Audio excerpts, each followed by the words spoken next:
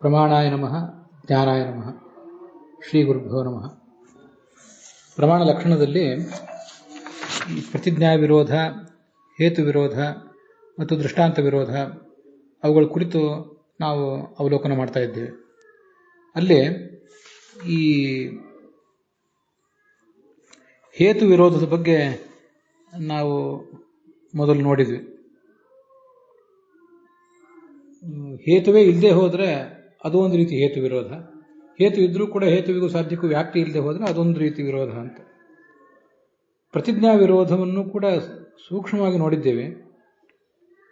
ಈ ಅನುವಾದದ ಪುಸ್ತಕದಲ್ಲಿ ವಿವರಣ ಅಂತ ಏನಿದೆ ಅದನ್ನು ನಾವೀಗ ನೋಡಬೇಕು. ವಿವರಣ ಅನ್ನೋದರಲ್ಲಿ ಮೊದಲನೇ ಒಂದು ಪ್ಯಾರಾಗ್ರಾಫ್ ಏನಿದೆಯಲ್ಲ, ಇಲ್ಲಿ ಪರಾರ್ಥಾನುಮಾನ ಅಂಥೇಳಿ, ಅದನ್ನೇನು ಈಗ ನಾನು ಹೇಳ್ತಿಲ್ಲ, ಅದು ಬೇಕಾಗಿಲ್ಲ. ಸ್ವಾರ್ಥಾನುಮಾನ, ಪರಾರ್ಥಾನುಮಾನ ಅಂತ ಎರಡು ಥರದ ಅನುಮಾನಗಳಿವೆ. ಅದರಲ್ಲಿ ಪರಾರ್ಥಾನುಮಾನದಲ್ಲಿ ಪ್ರತಿಜ್ಞಾ, ಹೇತು, ದೃಷ್ಟಾಂತ ಇವೆಲ್ಲ ಇರ್ತವೆ ಅಂತ ಹೇಳಿದ್ದಾರೆ. ಅದನ್ನೇನು ನಾವು ಈಗ ನೋಡಬೇಕಾದಿಲ್ಲ, ಮುಂದೆ ಗೊತ್ತಾಗ್ತದೆ. ಇನ್ನೊಬ್ಬರಿಗಾಗಿ ಪ್ರಯೋಗ ಮಾಡುವ ಅನುಮಾನ ಪರಾರ್ಥಾನುಮಾನ, ನಮಗಾಗಿ ಪ್ರಯೋಗ ಮಾಡುವ ಅನುಮಾನ ಸ್ವಾರ್ಥಾನುಮಾನ. ಈ ಪರಾರ್ಥಾನುಮಾನದಲ್ಲೇ ಪ್ರತಿಜ್ಞಾ, ಹೇತು, ದೃಷ್ಟಾಂತಗಳು ಅಂತ ಇರ್ತವೆ. ಸ್ವಾರ್ಥಾನುಮಾನದಲ್ಲಿ ಇಷ್ಟೆಲ್ಲ ಅಂಗಗಳು ಇರಬೇಕಂತೇನಿಲ್ಲ. ಆ ಪರಾರ್ಥಾನುಮಾನದಲ್ಲಿ ಪ್ರತಿಜ್ಞಾ ವಿರೋಧ, ಹೇತು ವಿರೋಧ, ದೃಷ್ಟಾಂತ ವಿರೋಧ ಅಂತ ಹೀಗೆ ಮೂರು ಥರದ ದೃಷ್ಟಾಂತಗಳು, ಮೂರು ಥರದ ವಿರೋಧಗಳು ಬರ್ತವೆ. ಸುಮ್ಮನೆ ಅದನ್ನು ಸೂಕ್ಷ್ಮವಾಗಿ ಹೇಳಿದ್ದೇನೆ. ಅದರ ಅನುವಾದ ಏನು ಯಾರೂ ಮಾಡಬೇಕಾದ ಅಗತ್ಯ ಇಲ್ಲ. ಈ ಪ್ರತಿಜ್ಞಾ ವಿರೋಧ ಅಂತ ಅನ್ನೋದು ಎರಡು ರೀತಿಯಾಗಿದೆ. ಹೇತು ವಿರೋಧ ಅನ್ನೋದು ಎರಡು ರೀತಿ ಅಂತ ನೋಡಿದ್ವಲ್ಲ, ಪ್ರತಿಜ್ಞಾ ವಿರೋಧವು ಕೂಡ ಎರಡು ರೀತಿಯಾಗಿದೆ ಅಂತ ನಾವು ನೋಡಿದ್ದೇವೆ. ಸಪ್ರತಿ ಸಾಧನ ಮತ್ತು ಬಾಧ ಅಂತ ಎರಡು ಥರ ಇದೆ ಪ್ರತಿಜ್ಞಾ ವಿರೋಧ.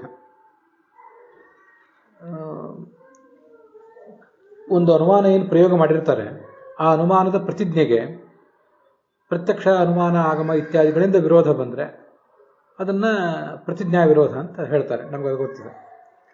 ಅದು ಸಪ್ರತಿ ಸಾಧನ ಮತ್ತು ಬಾಧ ಅಂತ ಎರಡು ಥರ.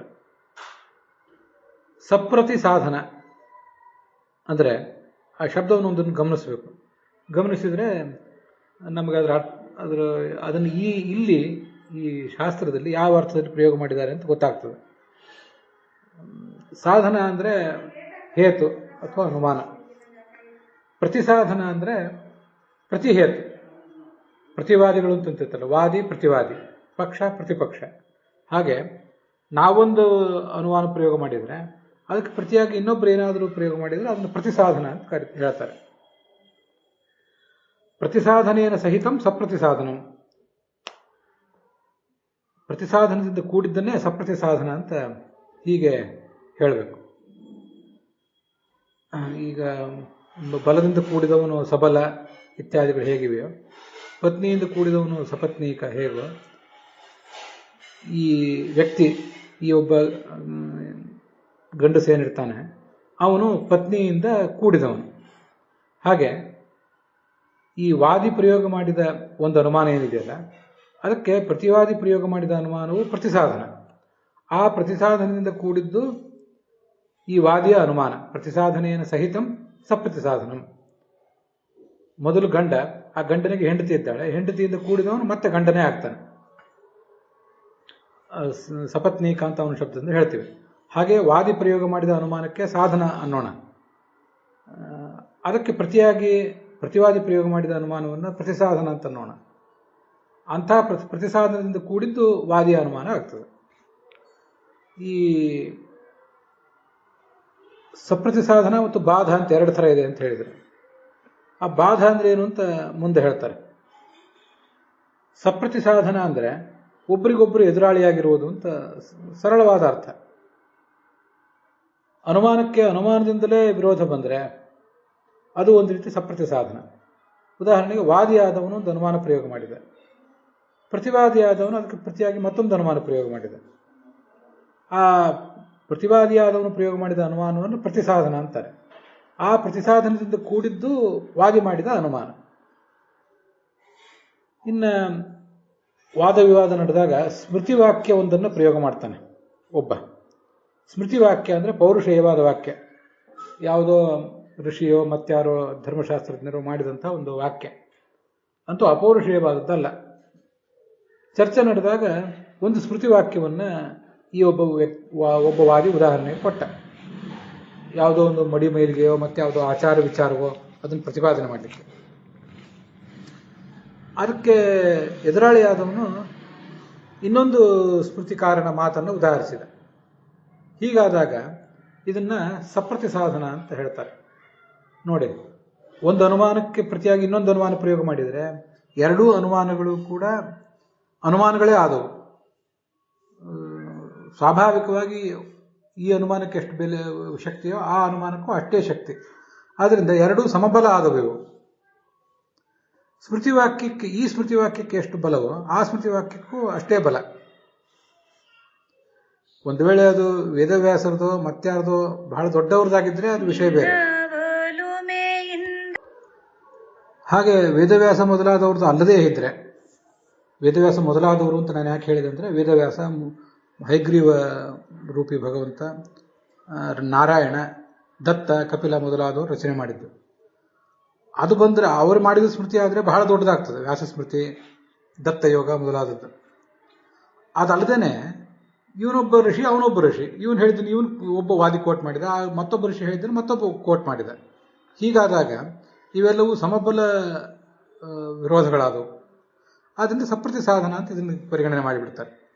ಈ ಅನುಮಾನಕ್ಕೆ ಆ ಅನುಮಾನ ಸ್ವಾಭಾವಿಕವಾಗಿ ಸಮಾನ, ಈ ಸ್ಮೃತಿವಾಕ್ಯಕ್ಕೆ ಆ ಸ್ಮೃತಿವಾಕ್ಯ ಅಂತ ಸ್ವಾಭಾವಿಕವಾಗಿ ಸಮಾನ. ಆದ್ದರಿಂದ ಸಪ್ರತಿ ಸಾಧನ ಅಷ್ಟೆ. ಈಗ ನಾವು ನೋಡಿದ ದೃಷ್ಟಾಂತಗಳು ಎರಡೂ ಕೂಡ ಇದು ಒಂದು ಅನುಮಾನಕ್ಕೆ ಇನ್ನೊಂದು ಅನುಮಾನದಿಂದ ವಿರೋಧ, ಎರಡೂ ಸಮಬಲ. ಒಂದು ಸ್ಮೃತಿ ವಾಕ್ಯಕ್ಕೆ ಮತ್ತೊಂದು ಸ್ಮೃತಿ ವಾಕ್ಯದಿಂದ ವಿರೋಧ, ಇದು ಸಮಬಲ. ಒಂದು ವೇಳೆ ಪ್ರಬಲವಾದ ಪ್ರಮಾಣದಿಂದ ವಿರೋಧ ಬಂದರೆ, ವಿರೋಧ ಅಂದರೆ ತಡೆ ಅಂತ ಅರ್ಥ. ಆ ವಿರೋಧ ಸಮಬಲಗಳ ನಡುವೆ ಆಗಿದ್ದರೆ ಅದನ್ನು ವಿರೋಧ ಅಂತ ಅಷ್ಟೇ ಹೇಳ್ತಾರೆ. ಪ್ರಬಲದಿಂದ ದುರ್ಬಲಕ್ಕೆ ವಿರೋಧ ಬಂದರೆ ಆವಾಗ ಅದನ್ನು ಬಾಧ ಅಂತ ಹೇಳಿಬಿಡ್ತಾರೆ.